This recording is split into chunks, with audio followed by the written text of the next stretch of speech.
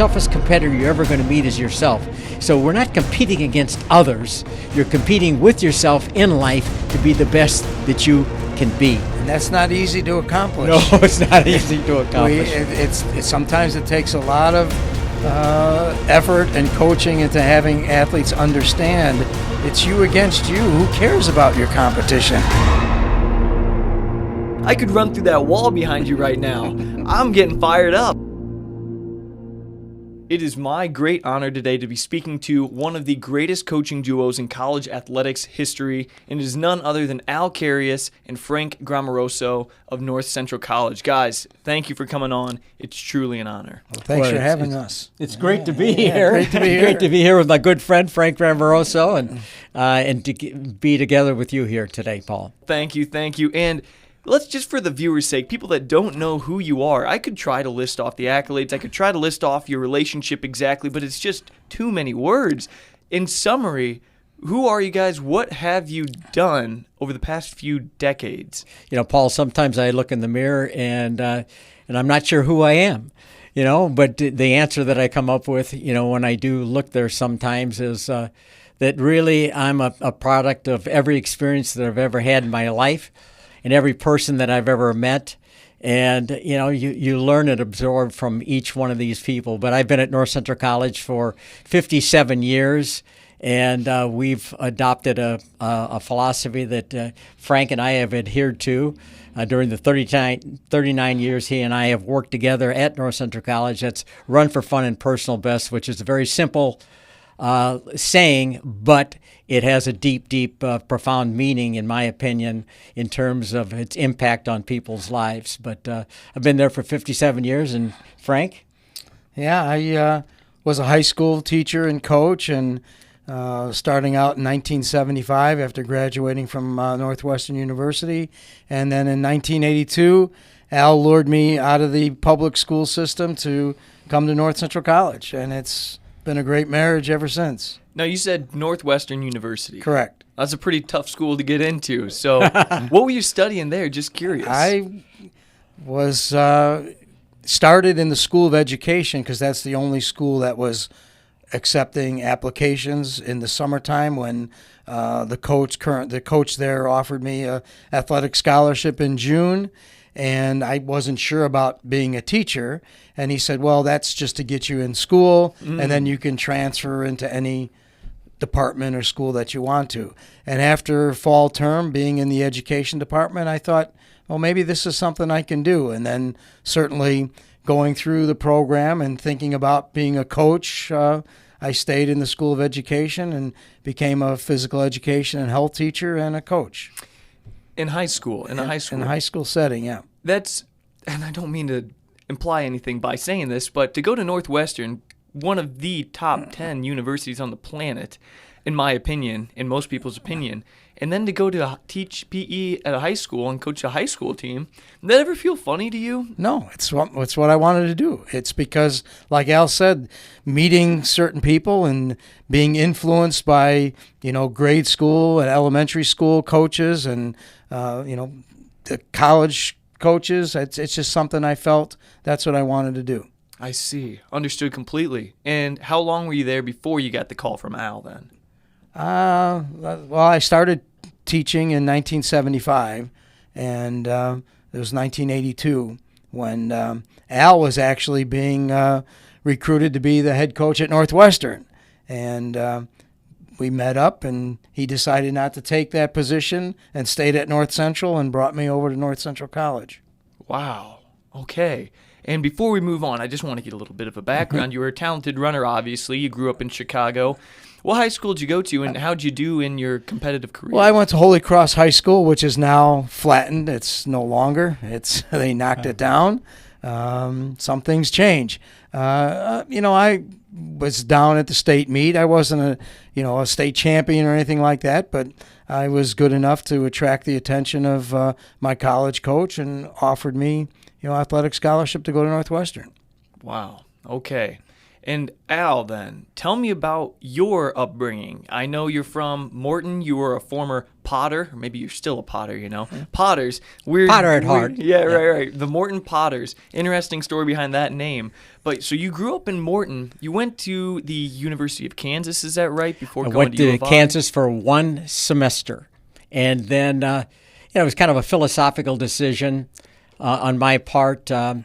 That I felt, and it was really not the coach's fault at Kansas, Bill Easton. He was a great coach, highly successful coach.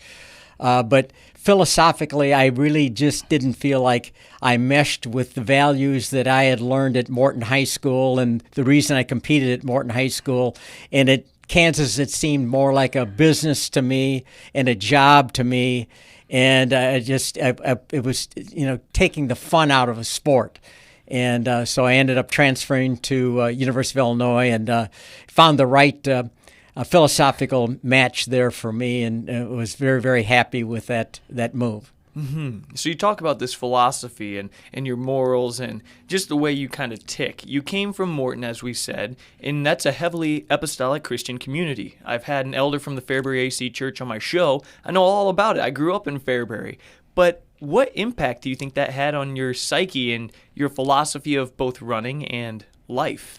I think it had a powerful influence and continues to have a powerful influence on my life and certainly my coaching and the philosophy that we adopted at North Central College. And I wanted to adhere to, and that was to have a strong spiritual foundation. Years and years ago, and Grammy and I got a chance to meet with Dr. Jeff Duke when we spoke at down in Florida about a month ago, and he had written the book Three-Dimensional Coach. And in that book, he talked about 3 levels of coaches. Level 1, he said, is the physical, and certainly I was brought up with my background with the physical being an important part of performance, which you have to prepare yourself. The scientific kind of approach for coaching, you have to know technique and you have to know what you're talking about. The physical side, he said 80% of coaches are at the physical level of coaching. He said 15% of coaches are at the psychological level, and he said that at that level you learn about the difference between intrinsic and extrinsic motivation. You learn about where confidence comes from. You learn about team building. But he said the highly successful programs that have sustained programs really are at another level. And he said only about 5% of the programs at the collegiate level are at that level. And he said they have a spiritual foundation. Call it a spiritual foundation.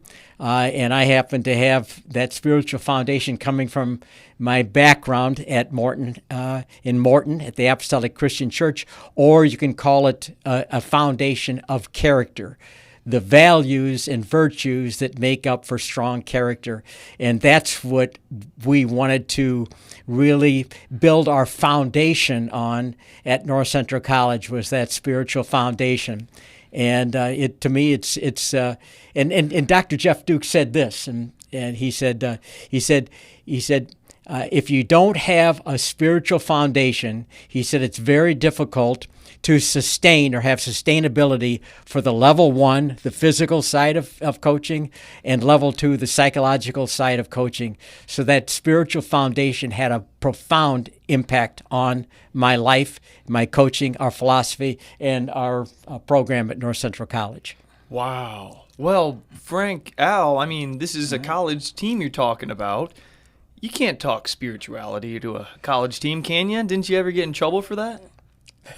That's a great question. You want to answer it first? Well, it's something that it's there, and you don't have to talk about it, but it's about team building, and it's being, treating someone with respect and treating, someone how you want to be treated, and not everybody buys into that, but performance was the least thing we were looking for, in the program. It was building people from the inside out, and the success and the championships were just validating what we were doing from the inside out.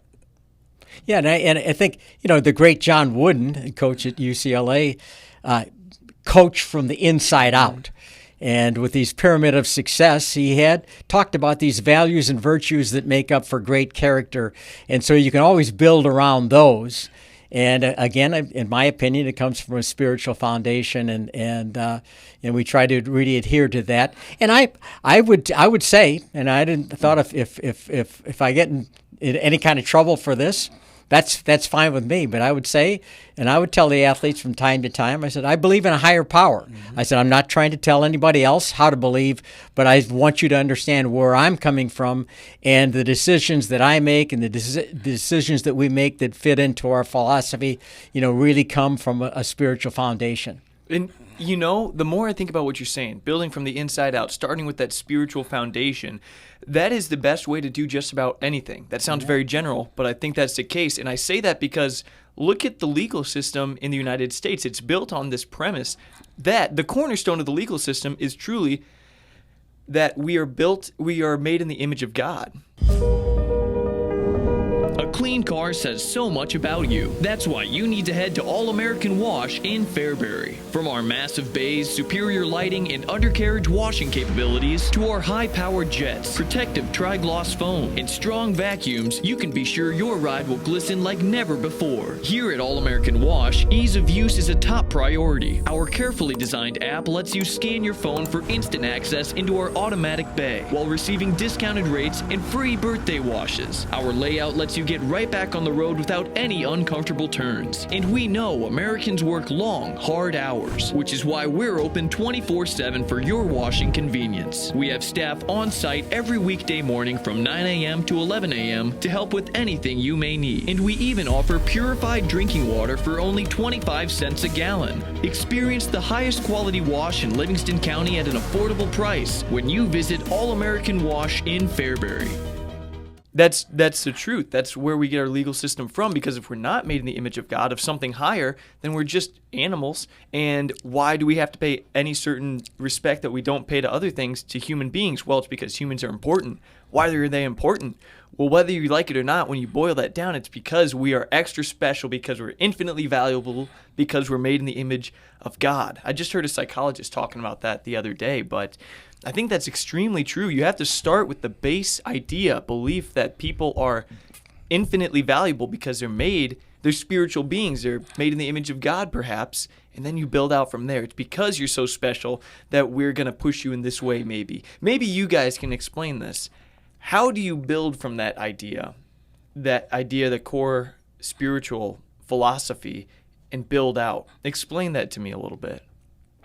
Go ahead. Okay, well, I think, I'm not a rich man, but if I pulled a dollar bill out of my pocket right now, Paul, it would say on it, "In God we trust." And I do believe that the fundamental foundation for our country and its formation years and years ago, came from our religious background and our adherence to the principles and values that come from God. Just something popped into my head right here. A couple, maybe about 5 years ago, something like that, I was walking some recruits through our stadium. Actually, it was through our rec center at the time, and we have a summer camp going on there. Doug Bruno, who was assistant women's basketball coach, the Olympic basketball coach, and he had a basketball camping going on for women there.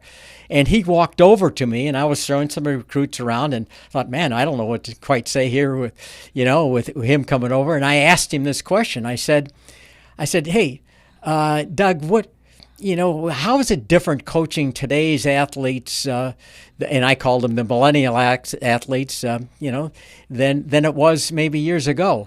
And he said this to me, and it goes back to, I think, your question. He said, Al, he said, the youth of today are not different.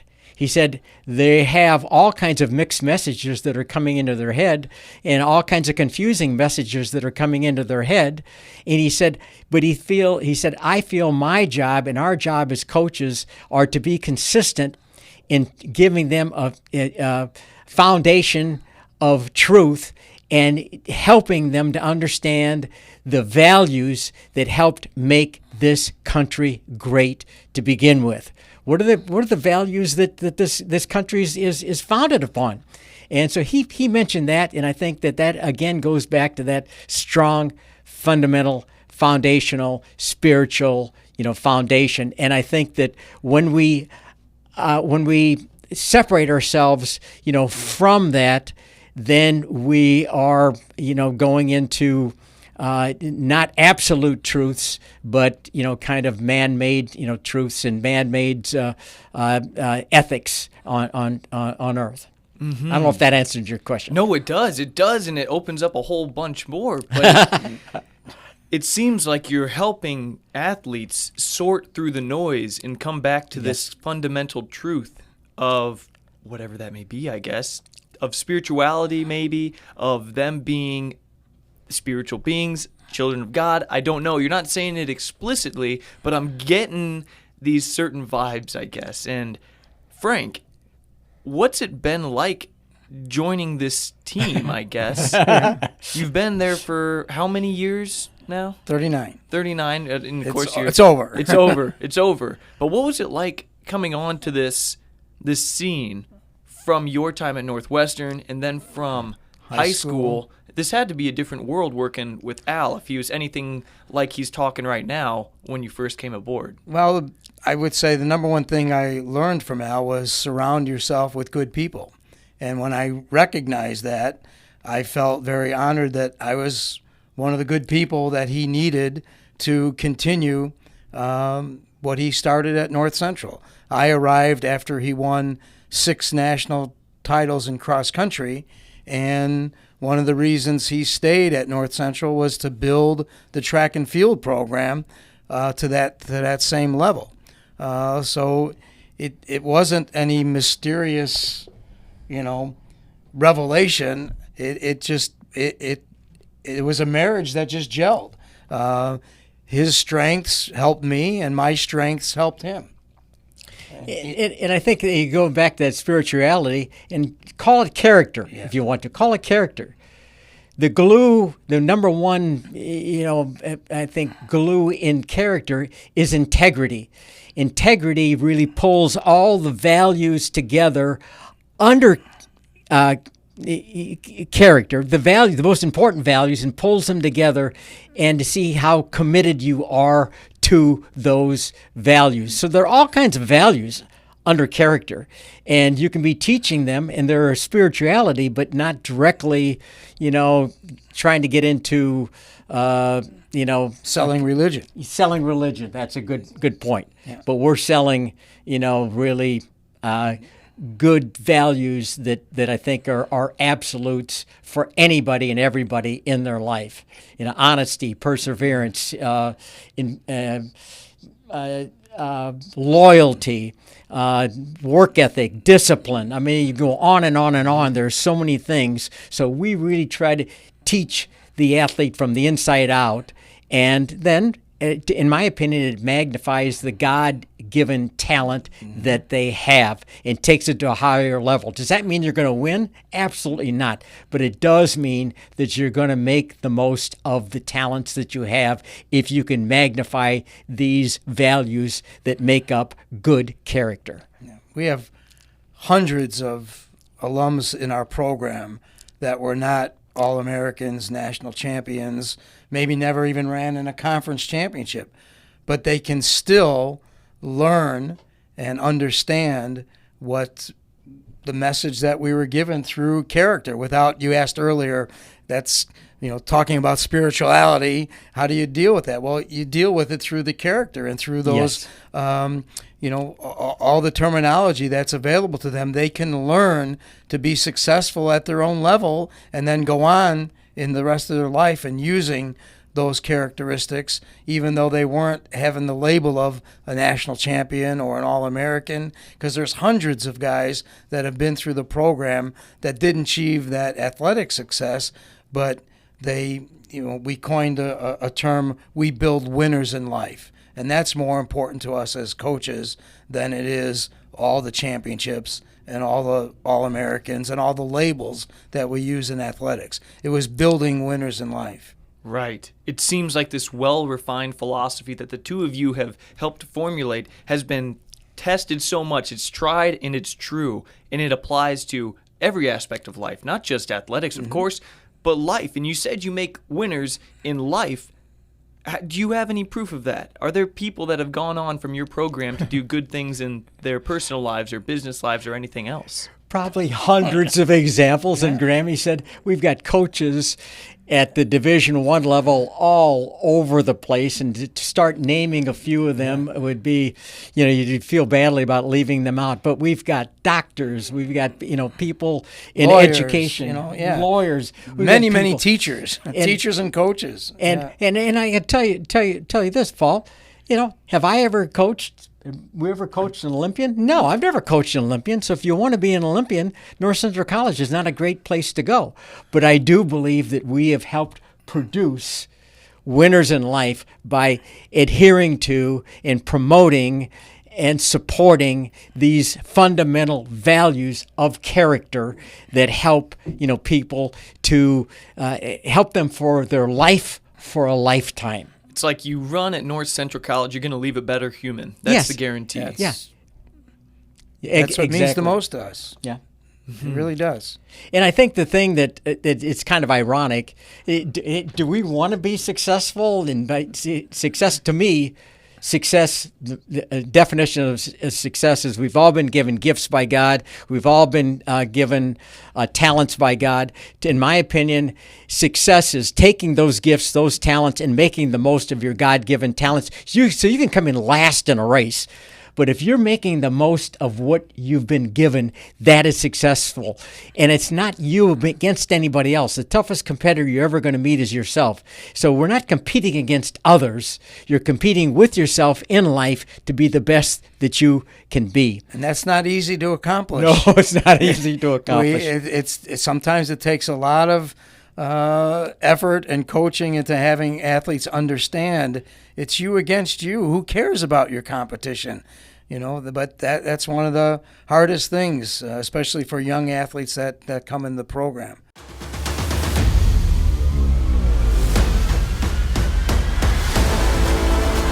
The Compound, located on 800 North Division Street in Chenoa, Illinois, is a wrestling training facility for youth and high school freestyle, folk style, and Greco-Roman wrestling.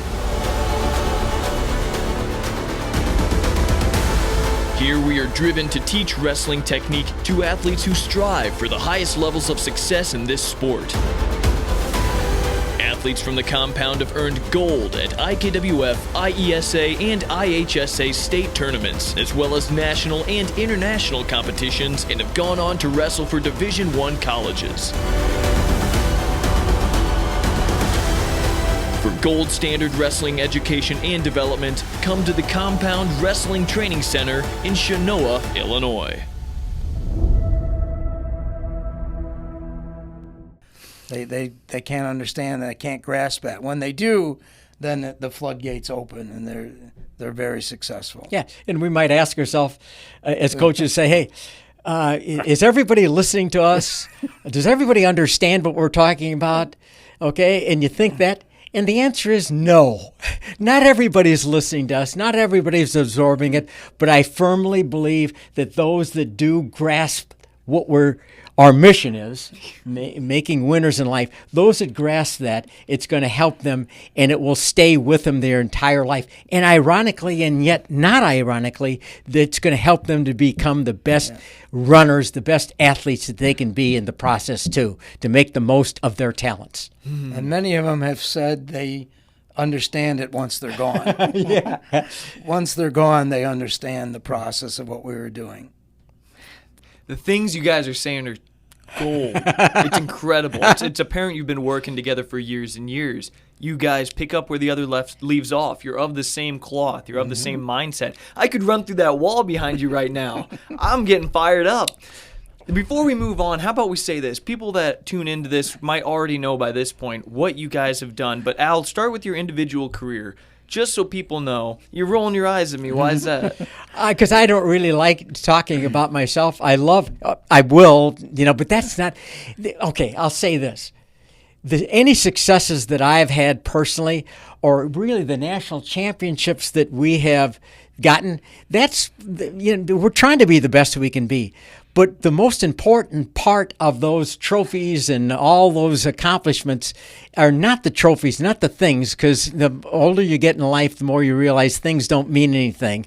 They really don't mean anything. But what it does do is draw attention to the program and to give us more credibility. So when we do speak, people listen to us and think, well, you must know something about coaching. But our real message is the deeper, a part of developing the person to the best of their ability. Then, one of those great gifts, again, too, is I'm looking at my good friend, Frank Gramarosso, and that is, one of the values that he has that he had really contributed to the program is he has never let ego to get in his way. He was a highly successful runner himself. When he was in high school and at Northwestern University, and he's been highly successful at North Central College with everything he's done, but it's always been with the idea of how can he help young people in their lives. And I mentioned this the other day. I asked you this question. I think you remember exactly what I'm going to ask you. But there was a sign you used to have above your desk all the time. And when he'd walk out, it said, I think something to the effect, have I done my best that I can for my athletes today? What would that sign say? Actually, that sign came from a clinic at Indiana University. Oh. It might have been from Sam Bell, Okay. a great coach down at many, many colleges and universities. But I think that's where I got that message from. And, yeah, I had it laminated and above the door. But I moved offices so many times in 39 years, I'm not sure what box it's in. I haven't found it yet. Mm-hmm. But the message was, as I walked out the door, it was do your best for your athletes today. And that came in line with run for fun and personal best. And he always did his best for me. And I always said this, and I'll say it right now. Many of the accolades and the things that I got credited to me really should have gone back to Frank Gramarosso. Without him, I never could have accomplished the things that I did. But anyway, yeah, we've had a lot of success. I had success as a runner. And 5-time Big Ten champion, is that right? Yes, 5-time Big Ten champion. I had success as a runner. I was state champion in the mile in 1960, but all those things. And again, our national championships. What do we have, 31 national championships, team national championships? 19 in cross country, 12 in track and field. But all those things just draw attention to what we really value the most, helping young people in a world where I think there's a culture warfare out there for young people. And again, I think that to give some stability and some internal strengths and anchors in their life right now is more important than ever before.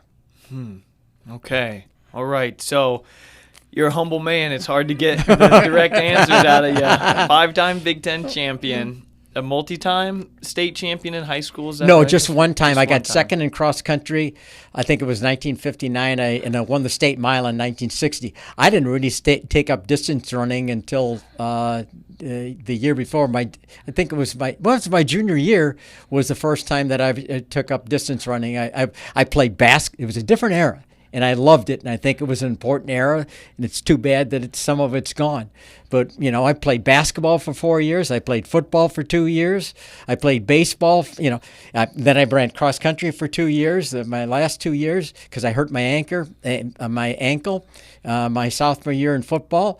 I played baseball for 2 years and ran track at the same time as that for 2 years and ran track for 4 years. So we did everything, but we went from one sport to the next because it was fun, it was enjoyable, and we loved being a part of a team, something bigger and more important than ourselves, individually. And we enjoyed it. The 60s were an interesting time Yes. for running because, it was kind of bursting onto the scene. I read Shoe Dog by Phil Knight, Yes. the founder of Nike, and he wrote about how running was changing, especially when Nike came onto the scene. People didn't really jog. They didn't exercise really all that much. There were no gyms. Bodybuilding was ridiculously niche, but it was kind of coming onto the scene. Do you remember that time at all? What was that like? You were in a Absolutely. Nike You know, shirt. I'm going to throw out one thing, and maybe you can capitalize on this, Grammy. But the great Joe Newton. Joe Newton was the coach at York High School. He's passed away, and he was a tremendous friend. 22 Illinois State championships, I believe, in cross country. Tremendous mentor for us. And he had, one time, he invited us over to a dinner, I think it was at Oak Brook, and he had Arthur Lydiard at his house, and he went out to dinner with Arthur Lydiard. In my opinion, Arthur Lydiard helped bring jogging to Oregon and to Phil Knight and the program there. But Arthur Lydiard really brought that concept over to the United States, and we got a chance to have dinner with him and meet him. What an exciting person he was. Mm-hmm. You remember that? It was great. Yeah. Yeah. And for collegiate coaching and high school coaching, Lydiard was the long, slow distance for training, but that got the running boom going a lot too, with the jogging and road racing, those kind of things. And to ask you then, Frank, a question about your individual career. You were at Northwestern, Big Ten school as well. That's an incredibly academically challenging school.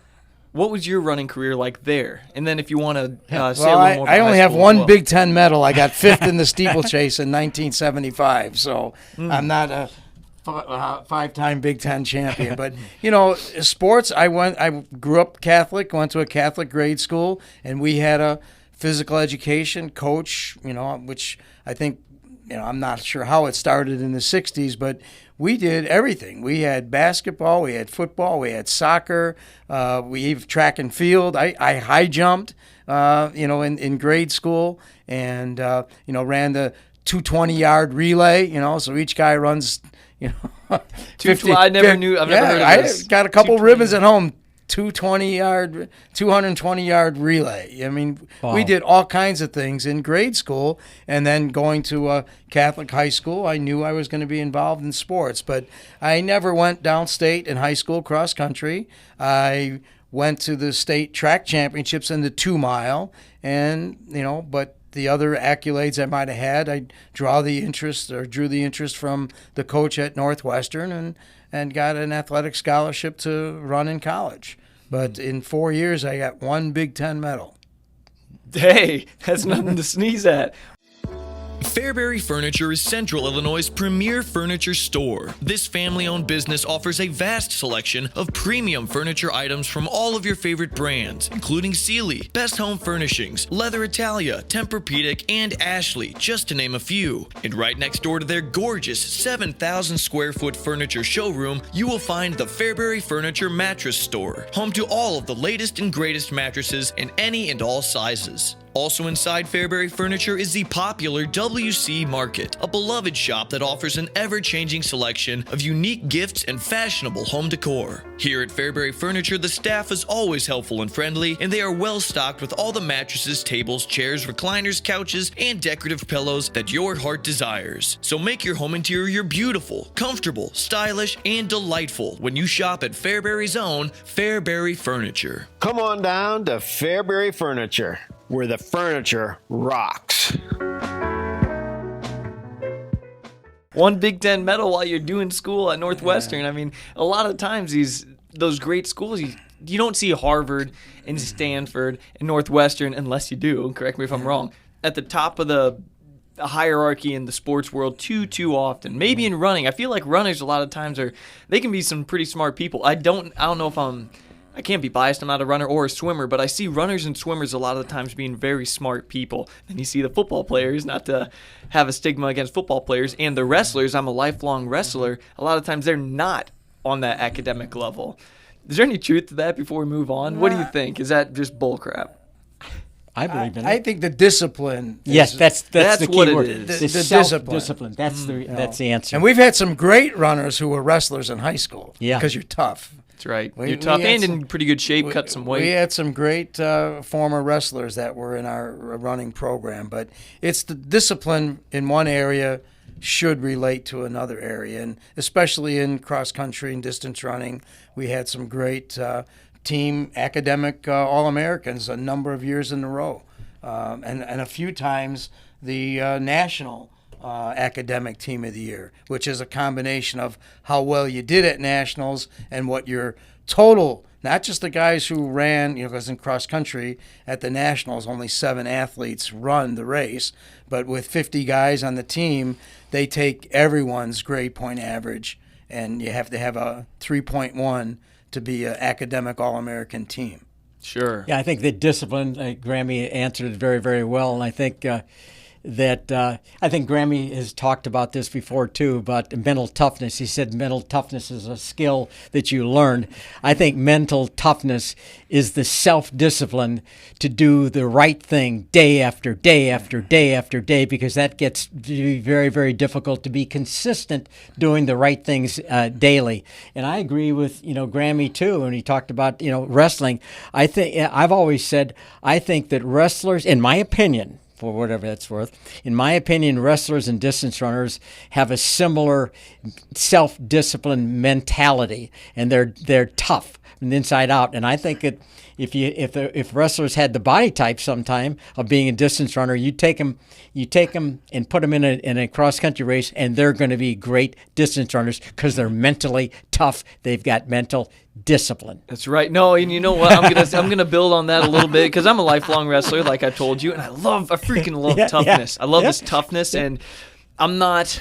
Here you guys are being incredibly humble with your incredible. I'm gonna say something that's ridiculously not humble, but like, after wrestling season, I was in some of the best shape of my life, and in high school, and I remember jumping onto the track right away after that, and being able to run a 4:45, 1600. That's good. No, and I mean, it wasn't. That's great. Look at me. I'm not built like a runner. No, that's great. It hurt. I was crying, not really crying, but making a whole lot of noise, just because I could push myself harder than most other just track guys could.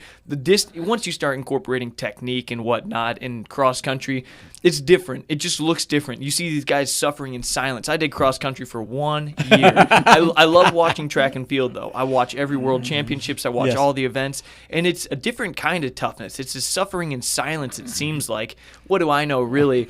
But let's talk about that. I was going to ask about North Central's accolades. We'll get to that. But let's talk about the mindset of a runner and the toughness and what that toughness looks like and what goes through their head when they're running. Whatever you want to start with, but let's talk about the mindset of a solid runner or one of your athletes. Go ahead.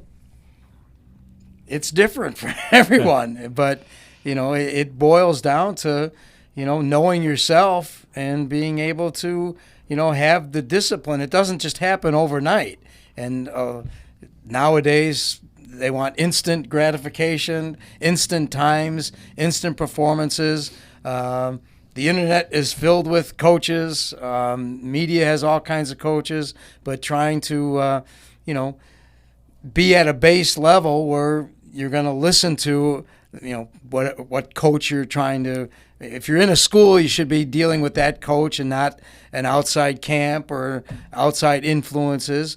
But you yourself have to look in the mirror and determine what direction you're going to go with the help of your teammates and the coach. And everybody's mind is a little different. I think it's a hard question to answer about what you talk about toughness. Is it a skill or do you just have it? That was a poster back in the 80s that we saw at Purdue University. We'd always sneak into another school's locker room and see what's there. And there was a poster that mentioned mental toughness. Is it a skill or is it inborn? And I've tried to study and read and understand that, and I'm still not sure. But is it a learned skill or is it something deep down that somebody has that makes them that much better? I was just talking to Brent Metcalf, 2-time national champ for the University of Iowa, phenomenal wrestler, and he talks about he was wired one way. Growing up, he could push him. He always strived to win. More than hating losing, he strove to win. Strove, is that a word? He really wanted to win. He pushed himself so hard, and he loved it. He loved the fight. He loved the struggle. He embraced that grind. He said, though, when he started coaching, and he jumped around to high school, and then now he's at Iowa State University, assistant coach, but he said he realized not all kids are wired like that, and if you try to coach kids in the same way that you think you should have been coached, in the way that you would have responded to well, you're going to burn kids out. You're going to ruin kids. You're going to maybe throw kids into depression. You're going to break kids maybe. Is that the case in running? First of all, are there all sorts of different mindsets, and how do you adapt to each one? You asked a lot of different great questions all in one, and there's a law in psychology called the law of effect. People tend to repeat those activities in which they find satisfying. Okay, so you have to get a sense of satisfaction. We all have psychological needs, sociological needs, physiological needs, but you have to get a sense of satisfaction from it. And Grammy talks about this, and we talk about it all the time. I think there's a defining moment that comes in everybody's life where they decide what they want to do, what they choose to do. And that depends on the difference between extrinsic and intrinsic motivation. Intrinsic motivation comes from within you, inside of you, where you have that defining moment where you make up your mind, this is what I want to do. I'm not being told to do this. I want to do it, and I choose to do it myself, and I get a sense of satisfaction from what I'm doing myself.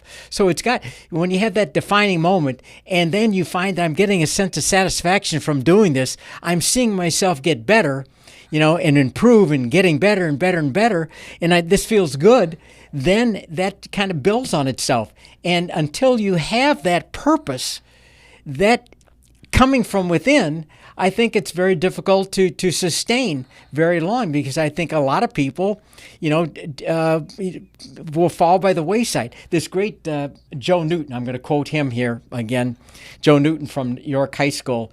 He told me this one time, and Grammy knows exactly what I'm going to say right now. But he said one time, Al, he said, there's many times that, people say that, my athletes don't go on and run in college. And he said, you know what? He said, that's not my problem. He said, that's your problem. He said, you're a college coach. It's your responsibility to coach them once they get to college. He said, my job as a high school coach is to give them the best experience that they can have in high school. And here's the answer. He said, you know why? I said, why?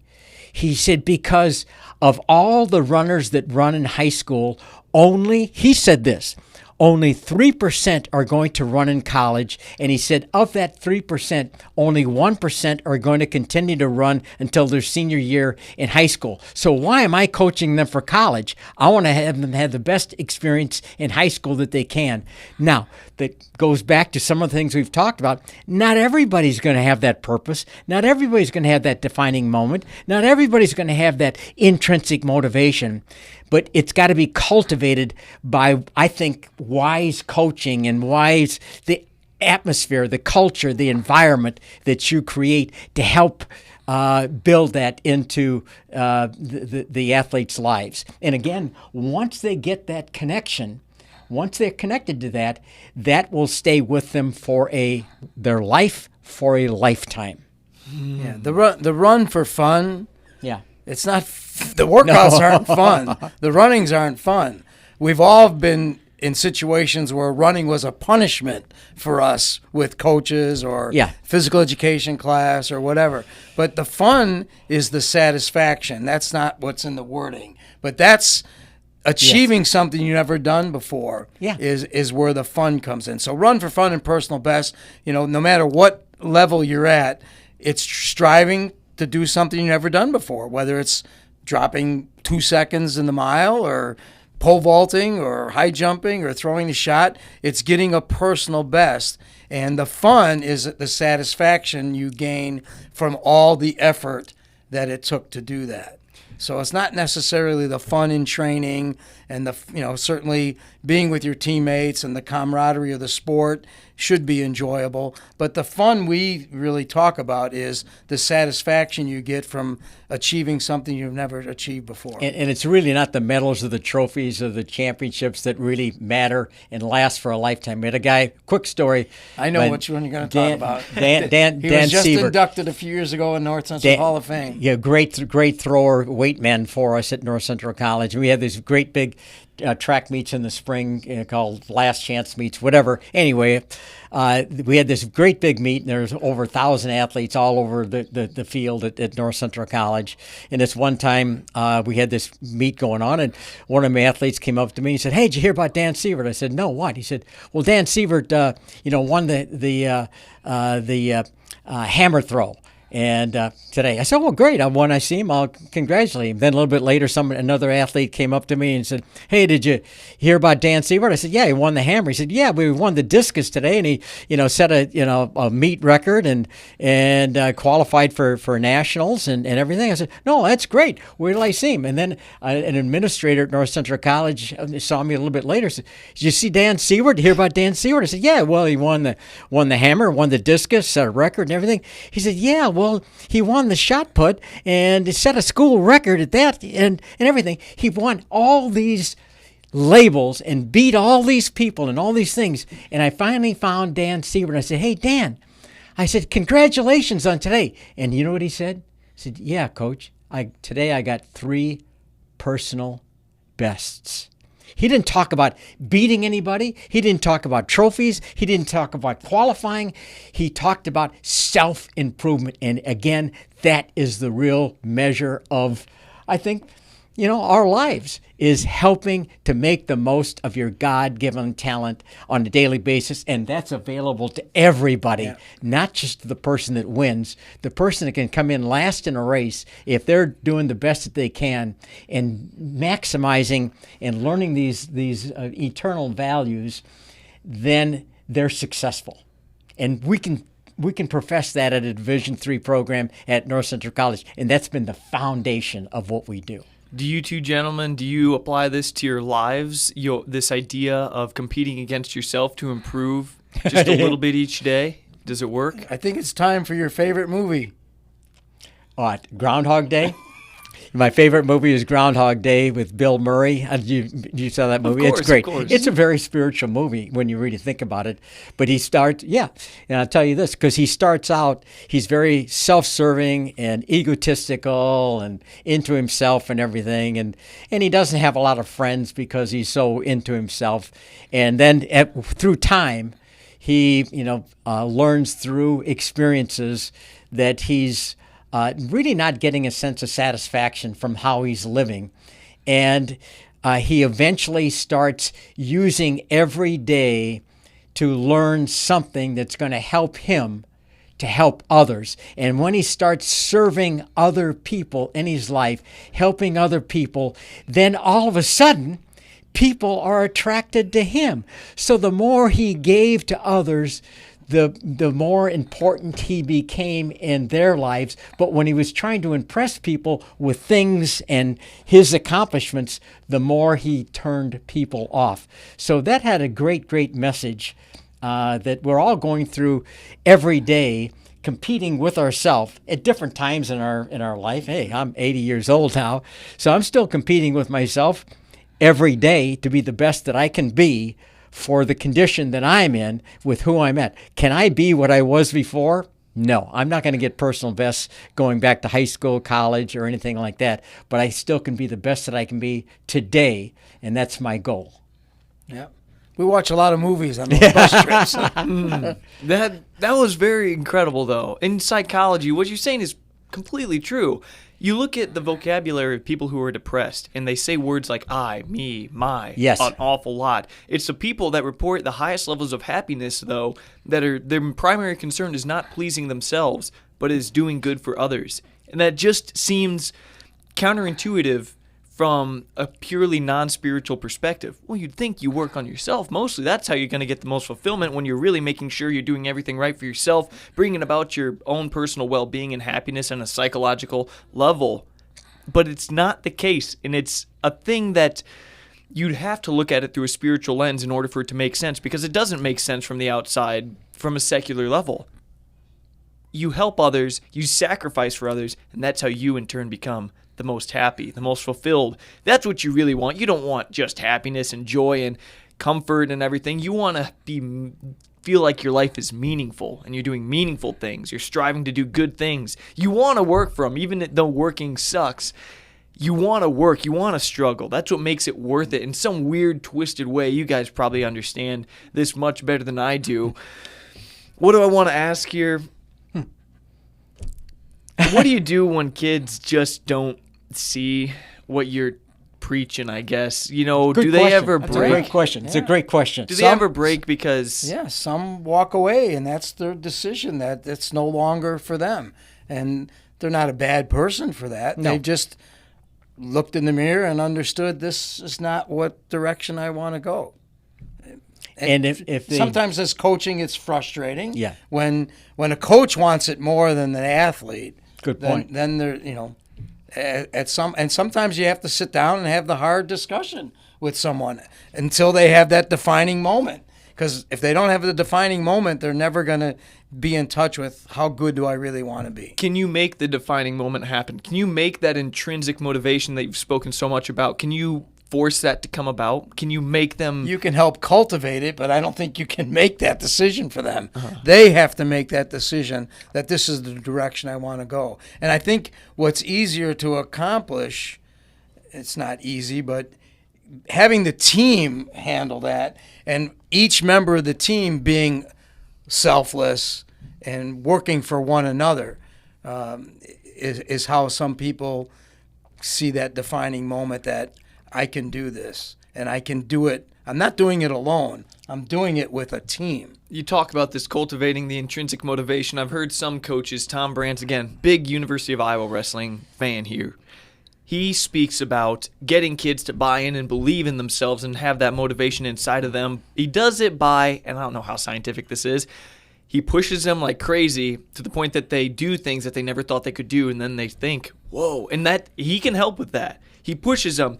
You're the man, you're a champion, you don't know how much you can do. You are so much better than you believe. You have no idea what the future holds for you. You're the best, you're tough, yada yada. And all of a sudden they run further than they've ever ran. They last the entire match and they're like, wow, I blew myself away. I never realized I could do this. What else can I do? Now I'm intrinsically motivated. Do you ever do anything like that? I think you make a very valid point. I think that is one of the responsibilities that a coach has, is to help young people, and as a leader, to help people to recognize, to be able to accomplish things they don't think that they can accomplish. I think that's a value that's very important. However, I don't think that you can put that intrinsic motivation into them. You can help them to realize, hey, I can do better than I've ever thought I ever could do. That's important. But I think that defining moment has to really occur. And I think that's, in my 57 years of coaching at North Central College, that's probably the most frustrating thing in my early years of coaching. Used to bother me a lot. Why doesn't everybody get it? Why doesn't everybody understand? Why does it sometimes feel like some people we're talking to the wall and they're really not absorbing the real meat of what we're trying to accomplish within this program? But again, some do, some don't. And those that do will grasp it, and it'll carry on in their life for the rest of their life. And like Frank had mentioned earlier, we hear from them all the time, from many, many, many ways, about how the program, the culture, the environment, the atmosphere has had a positive impact on their life. And that is of great value to us. Not how many medals they won, how many championships, anything like that. But if we've had anything we've said or done has had a positive impact on their life, then that gives me and us great satisfaction. Does everybody get that? Absolutely not. And I don't have the answer to say how to get everybody get it, because we have not. If that's the case, we have not been successful, because we do not have everyone grasp those values. Mm-hmm. I'm gonna ask you about establishing a team culture. Maybe that's easier to do. Not that it's easier to do though than the individuals, because a team, it's a multicellular organism. Yeah. You can affect a few and then hope that the effects you create spread. It just happens that way a little better. It's possible to establish a team culture a little more, I think. But before that, why should we even care about what North Central does for its team culture? Well, that's because it's an incredibly winning team. Of any college in America, any division, North Central running is absolutely incredible, and I was hoping you guys could talk about the accolades that grace the North Central College running program. So could you tell us about some of your accolades? There's ups and downs years, and the culture is what's the most important. Whether you're winning or whether you're losing, you still have to have some type of culture for your team. But for the people who want to know what you guys have done, how many things have you won? Conference titles, national titles, track, cross country in the past 4 decades. I'm terrible with stats. You'd have to look at their website, I think. No, I mean, obviously championship teams. There's 19, national first place trophies for cross country in the trophy case. In the past how many years, too? Well, starting, what's the first championship? 1974? 1975. 1975 was the first national. And we've had a lot of seconds, thirds, fourths. Yeah, I can't remember them all. There's a lot of trophies in the trophy case. Conference. What's it, 40 plus in a row for cross country? 48 or something, like 47 or something. Cross country. Like 40 plus in a row. The CCIW has to hate you guys. Yeah, track and field. Augustana's been a great competitor for us. We might win 5 in a row and then lose 1 and then get back to it. But probably I can't recite them all because that's not what the most important thing is. I have to go back at the website and look at to ask that question. I'd have to have that in front of me because that's not the most important. The most important is reaching the athletes and getting them to understand that, it's about you as an individual and being the best you can be and then collectively being the best team. So the championships don't matter as much as what the individual and what each team gains for themselves, not the trophy. It seems almost like the championships in the trophy case are just a pleasant byproduct of having a philosophy of being a life champion. Yeah. Absolutely. And we remind our athletes, and I know I've said it many times, to remind them, you're not a time and you're not a place. You are a person, and you're put on earth to be the best that you can be. I say, and we've said, we all have energy that we're bringing to the team. That energy can be positive or negative. And I'm getting back to your question about team. And when you've got enough people bringing positive energy to a team, then it magnifies every individual's performance on the team. When everybody is united together to become a we, not a me, then you get synergy. And synergy takes anybody's performance individually and collectively to a much higher level. And so that's great teams have that fundamental foundation of giving, sharing, and supporting one another. And I tell the people, and Grammy too, we all reinforce, the more you give to others, the more you're going to get back, from others. And if you've got 50 guys on the team and you're giving selflessly to them, then you're going to have 49 guys giving back to you, your energy. And when you got their energy coming back into you, supporting you, it helps you to be far better than you could ever be alone.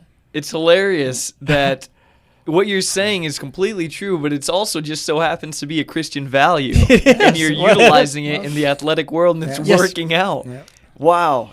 Oh, man. And sometimes it doesn't work. Right. There's championship teams that aren't teams. Yeah. They just had more talent on that day than another team. If they have not absorbed those values, then we feel they've failed, even if we won a national title. We want those internal values to be what really resonate. You told the team that once. Yeah. After a national championship, the next week, brought them into the room, and what'd you tell them?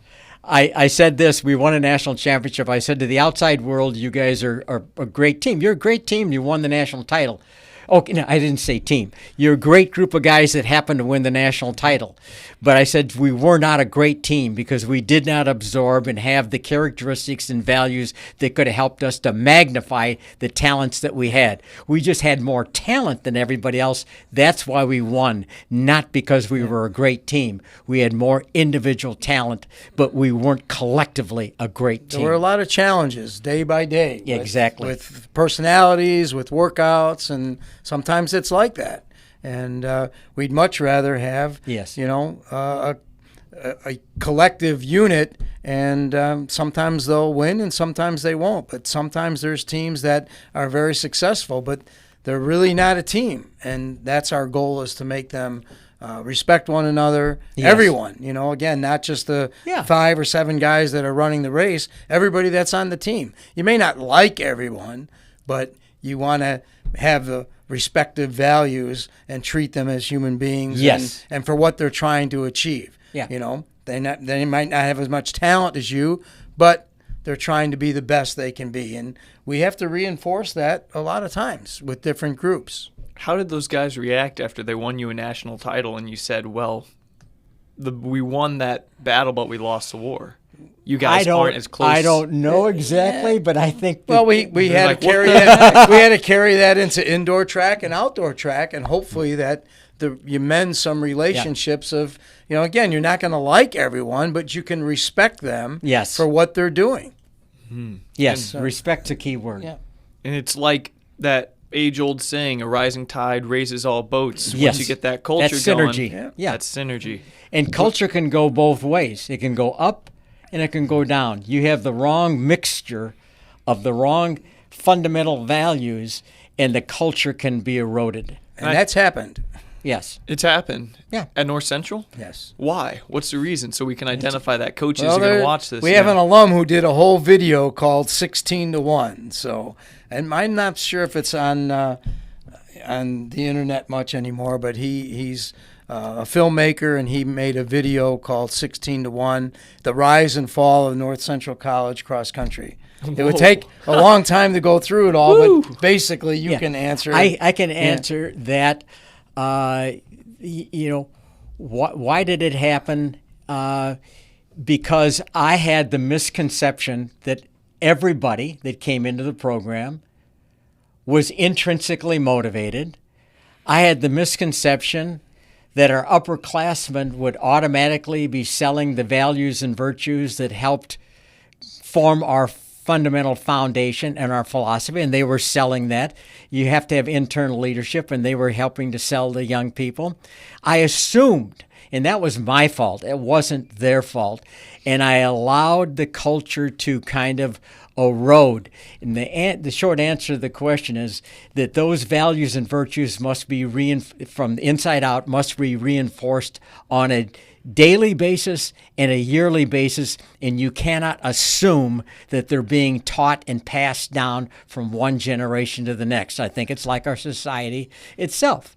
We have to be selling the right values and virtues that help to make our country great. We have to sell the values and virtues that make up great character, that help make our team to be the very best that they can be.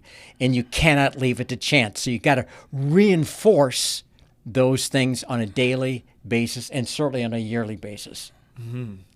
That makes perfect sense, and you could easily fall into the trap, I think. Oh, yes, and I believing did. that the culture continues to go on through each new generation of athletes for I you. assumed wrong. You have to keep up had maintenance. we had to make some coaching changes, in the pro. Not changing coaching, in what we were doing. what were those changes? Well, if you one don't of the mind? biggest one is there's a morning run that was optional, that many athletes, trained. A lot of distance runners, train twice a day. And Al he wanted it to be, if you want to be there, intrinsic. Get up at 6:30 in the morning and you're running a morning run. That's easy and it's social. And we felt as a coaching group, as a coaching staff, that maybe it was time that if we feel the morning run is important for training, then maybe it should become an official practice. And Al was concerned about changing that because it got away from, is it intrinsic or are you just doing it, just to do it? Or do you really want to be good? And the coaching staff as a group decided, let's make the morning run a practice, which means you had to be there every morning. And once we instituted that, how many guys quit?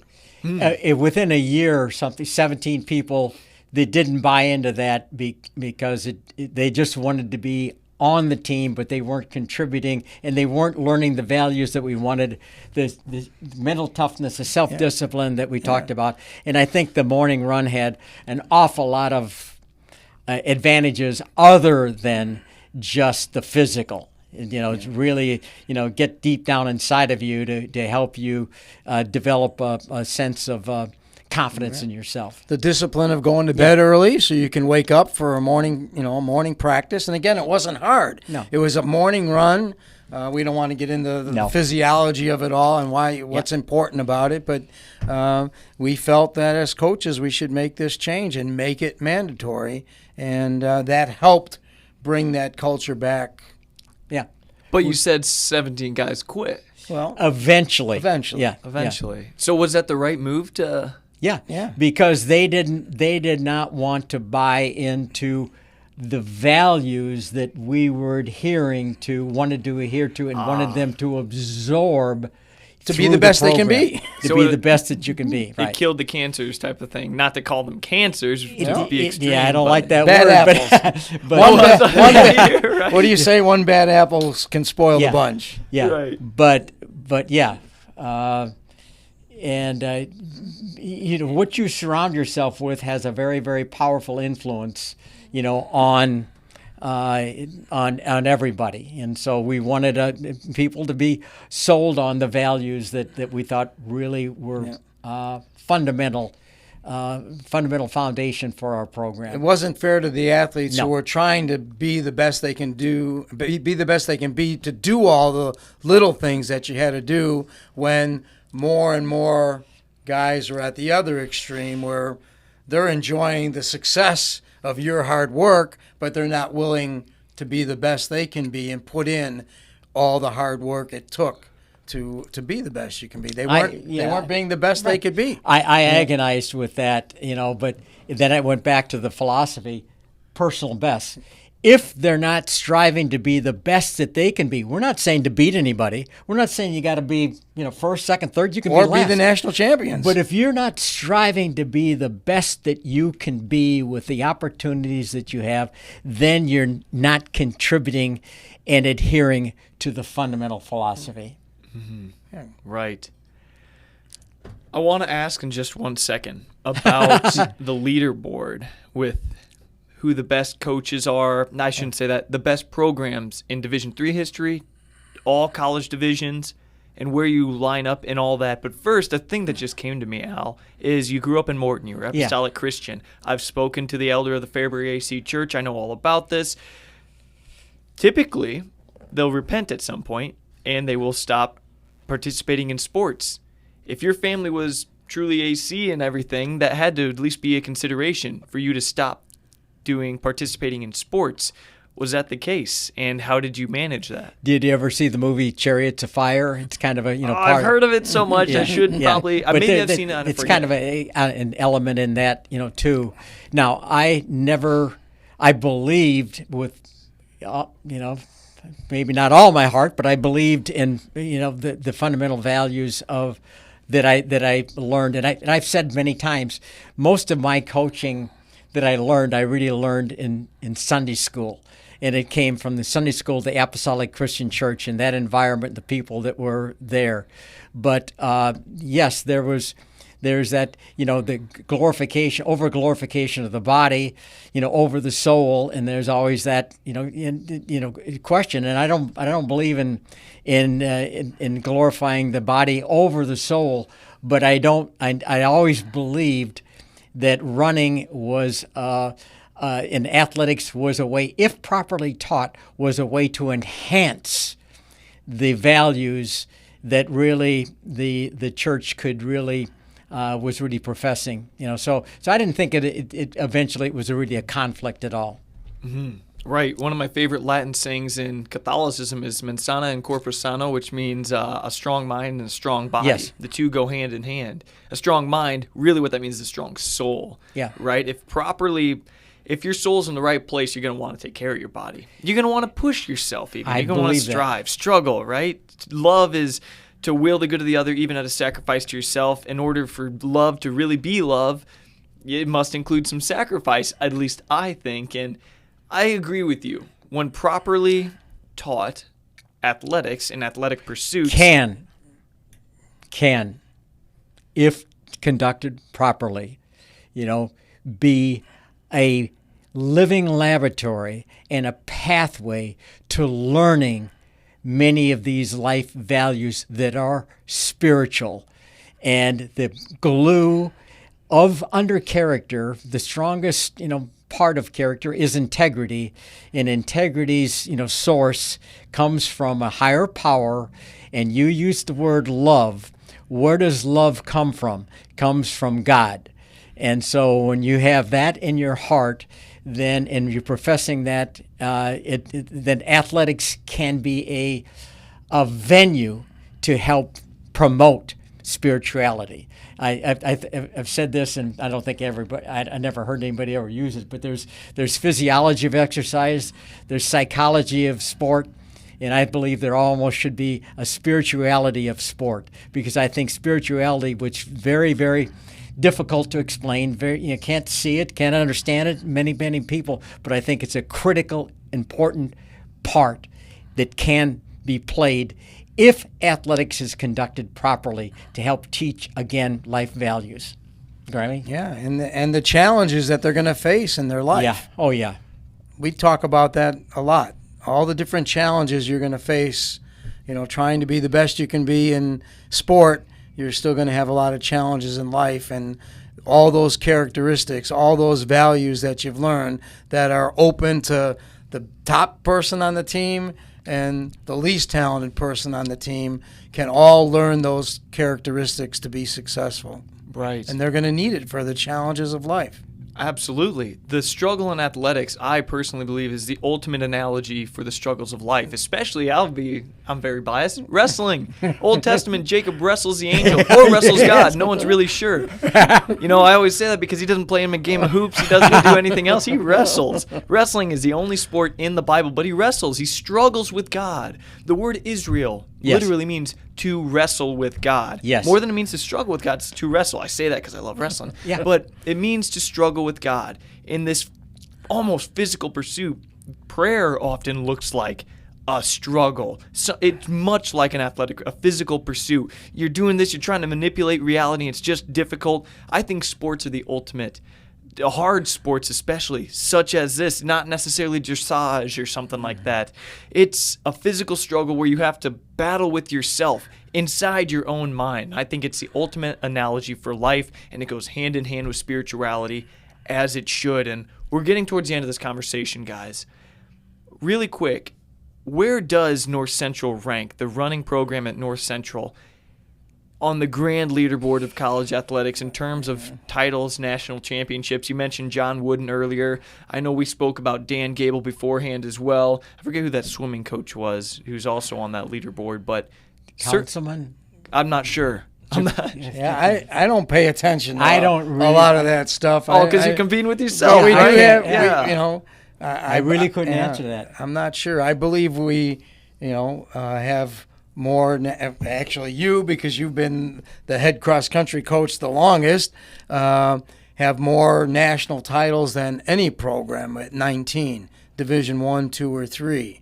I know University of Arkansas, with the former coach, have more cross-country, indoor, and outdoor track and field combined, but I don't know what that number is. And again, personally, and I know Grammy feels the same way, those things don't matter.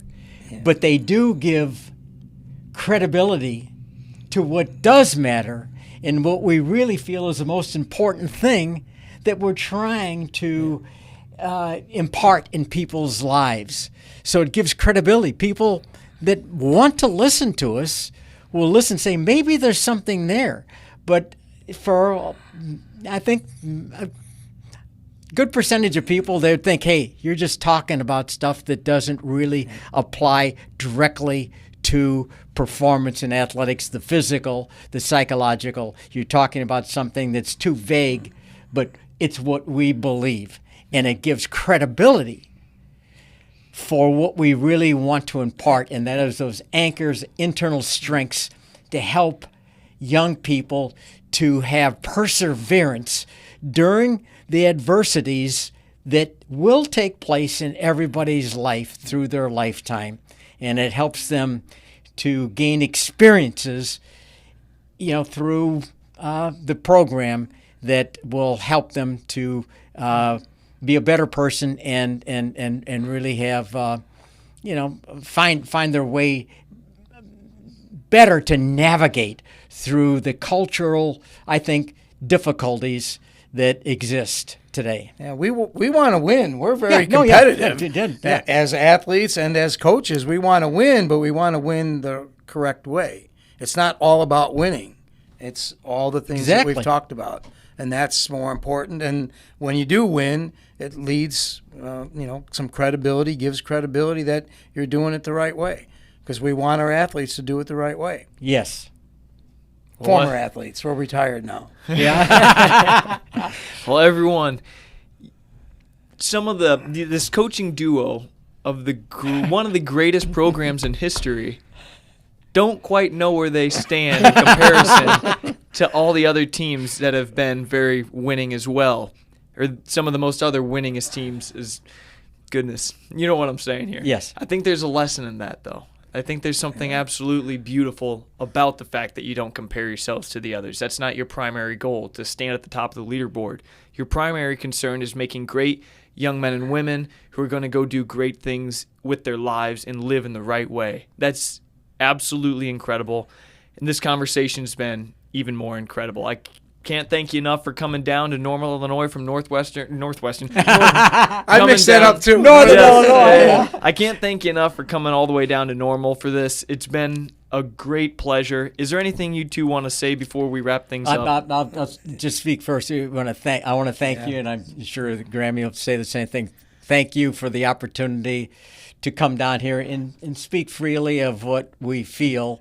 And I love talking philosophy. I love talking values and the deeper things that influence really outstanding athletic performance. And like Grammy said, do we want to be successful? Yes. Do we want to? We're just striving to win in all the values, virtues, and things that help to contribute that. But we think that those same values and virtues are going to help people to have anchors and to be successful in their life. So going through sport, we think that we're helping people with becoming winners in their lives. Grammy. Thank you. Thanks for the opportunity. Yes. The pleasure is all mine, guys, and thank you everyone for watching and listening to The Paul Garcia Show. That was Al Carius and Frank Gramarosso. It's been a great pleasure. If you guys enjoy this episode, leave a comment. Tell me what you think of these two and their philosophies.